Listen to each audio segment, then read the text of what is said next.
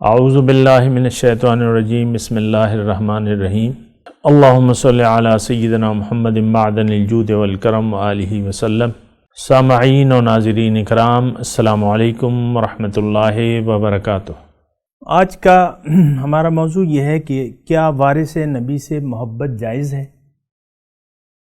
جی ہاں، وارث نبی سے محبت کا مطلب کیا ہے کہ آپ اپنے زمانے میں، اپنے حالات میں اللہ تعالیٰ کا کوئی ایسا بندہ دیکھ لیں جو وارث نبی ہو۔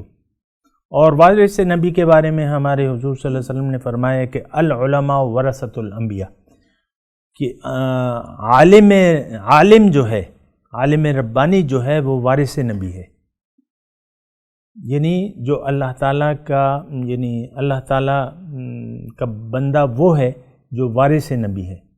اور وارث نبی کے اگر حدیث میں ہم دوسرا الفاظ دیکھیں تو اس کو امام وقت بھی کہا جاتا ہے، امام زمان۔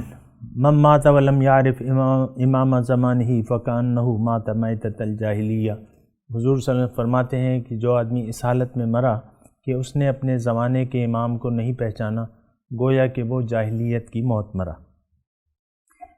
امام زمان کو پہچاننا بہت زیادہ ضروری ہے آپ کو، اور یہ امام زمان جو ہے، یہ وارث نبی ہماری ضرورت ہے۔ اللہ کی اور اللہ تعالیٰ کے رسول کی محبت کو پانے کے لیے ہمیں وارث نبی چاہیے، ہمیں امام وقت چاہیے۔ یہ بات اچھے طریقے سے نوٹ کر لیں، اس پہ یعنی اپنے آپ کو سمجھا لیں۔ امام وقت، امام زمان اور وارث نبی، اور قرآن کی زبان میں سچے لوگ، سچے لوگوں کی ہمیں ضرورت ہے، کیونکہ اللہ تعالیٰ کا حکم یہ ہے کہ یا ایھا الذین آمنوا اتقوا اللہ وکونوا مع الصادقین، اے ایمان والو اللہ کا تقوی اختیار کر لو اور سچوں کے ساتھ ہو جاؤ، سچوں کی محفل میں بیٹھو، ان کی معیت میں وقت گزارو، کونوا مع الصادقین۔ پھر اللہ تعالیٰ نے یہ بھی فرمایا کہ الرحمن فاسأل بہ خبیرہ، یعنی آج کے حالات میں آپ کو یہ بات کہہ رہا ہوں کہ آج کے حالات میں ہمیں کیا ضرورت ہے ایسے امام وقت کی یا وارث نبی کی۔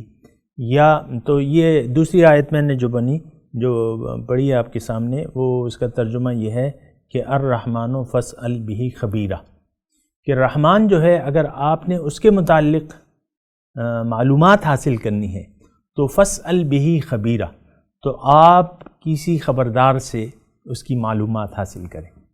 اب خبردار شخص تو وہی وارث نبی ہو سکتا ہے، وہی امام زمان ہو سکتا ہے، وہی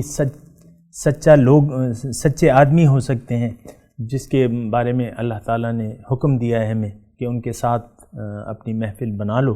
اور دوسری بات یہ ہے کہ یعنی اس طریقے سے بہت سے اللہ تعالیٰ کے اور ان کے ارشادات ہیں۔ مقصد کہنے کا یہ ہے کہ یہ کوئی نیا طریقہ نہیں ہے، یہ تو ہمارے وقت کی ضرورت ہے۔ امام زمان، وارث نبی، سچے لوگ، یہ ہمارے وقت کی ضرورت ہے۔ ہمیں ان کو ڈھونڈنا چاہیے اور ان کے ساتھ مل جانا چاہیے اور ان سے اپنے یعنی ان کی صحبت اختیار کرنی چاہیے، جو بھی طریقہ ہو سکتا ہے۔